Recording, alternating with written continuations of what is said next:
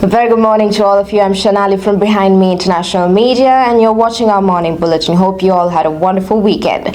Starting off with local news. Now, U.S. President Donald Trump has once again called for Canada to become the 51st state, doubling down on his comments in separate interviews on Sunday. Trump reaffirmed his desire for annexation, claiming Canada would benefit greatly by joining the U.S. and would, in his words, be much better off as a state. Speaking to Fox News anchor Brett Baer, Trump said this. Take a look. You know, the Prime Minister said this weekend to a group of Canadian businessmen, he was at a private meeting, he said that your wish for Canada to be the 51st state is a, quote, real thing. Is it a real thing?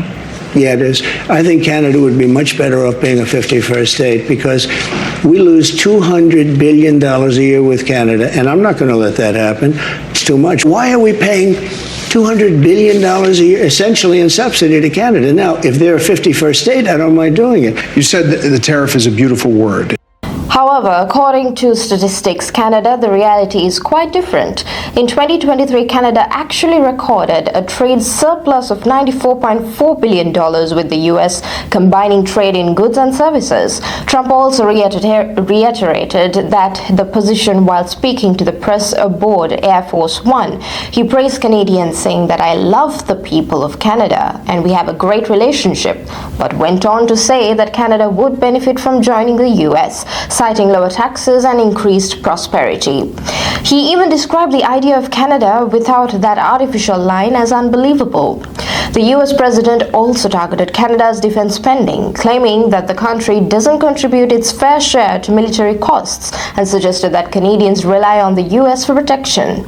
Canada, like several NATO members, has yet to meet the alliance's defense spending target of 2% of GDP, though the country has committed to reaching it by 2032.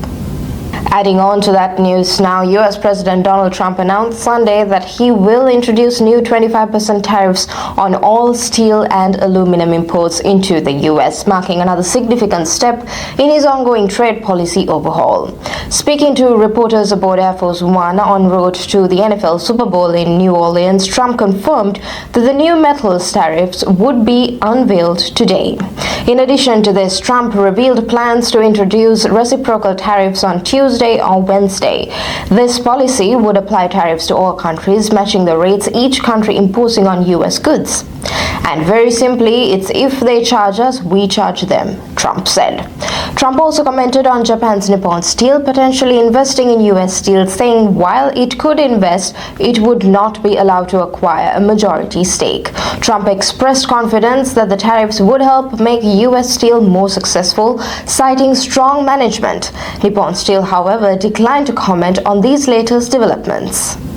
Air Transat has announced a significant change to its baggage policy impacting its low-fare customers. Starting tomorrow, passengers on the airline's eco-budget and eco-promo fare classes will no longer be allowed to bring a carry-on bag on board. Instead, they will be required to check their luggage for a fee ranging from $35 to $50 on flights with North and South America. The airline is also eliminating its policy of one free checked bag for its next lowest fare class, Standard. However, flights to Europe, Peru, North Africa, and all-inclusive packages will remain unaffected by these changes. Air Transat says that the move is designed to offer more competitive fares and align with industry practices.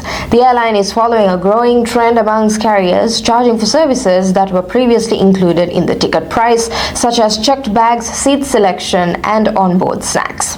This shift is in line with what we are seeing across the aviation industry, as even large carriers like Air Canada and WestJet have faced criticism over rising fees. This topic was recently brought up in Canadian Parliament, where lawmakers urged for reforms to make air travel more affordable in Canada. For now, passengers traveling with Air Transat in any fare class will still be allowed to take a small personal item like a purse or laptop bag on board for free. Well, the Philadelphia Eagles are Super Bowl champions once again, defeating the Kansas City Chiefs 40-22 and ending their historic bid for a three-peat. The Eagles dominated from start to finish, nearly holding the Chiefs scoreless until the second half. Jalen Hurts was named MVP, throwing for 221 yards, 2 touchdowns and 1 interception, while also rushing for 72 yards and a score. Patrick Mahomes threw for 257 yards, but all 3 of his touchdowns came after the Chiefs trailed 34-0. The night also featured a halftime performance by Kendrick Lamar and Zah, while Lady Gaga delivered a special pre-game tribute to victims of recent U.S. tragedies. With green and white confetti falling in New Orleans, the Eagles celebrated their second Super Bowl title in franchise history. And finally, here's your weather forecast for the 10th of February 2025 in GTA and Mississauga. Now expect partly sunny skies throughout the day with a bit of breeze picking up in the afternoon. Temperatures will remain cold with a high of -4 degrees Celsius and a low dipping to -8 degrees Celsius. While the day may start off with some sunshine, be prepared for those chilly winds as the day progresses. Now looking ahead in the middle of the week after the largest snowfall of the season for many across southern Ontario on Saturday, another storm is on the way. A weak Texas low is set to develop earlier Wednesday, gradually strengthening as it moves through the Mississippi Valley. As it heads towards Ontario, there's a risk of mixed precipitation, which could lead to hazardous travel conditions and significant slowdowns on Thursday. Be sure to keep an eye on local weather alerts and always check highway conditions before heading out, as this storm could bring widespread lake effect snow and potentially tricky travel conditions from Wednesday into Thursday. That's your weather update for Mississauga. Stay safe, bundle up, and keep prepared for the coming week. Thank you for watching.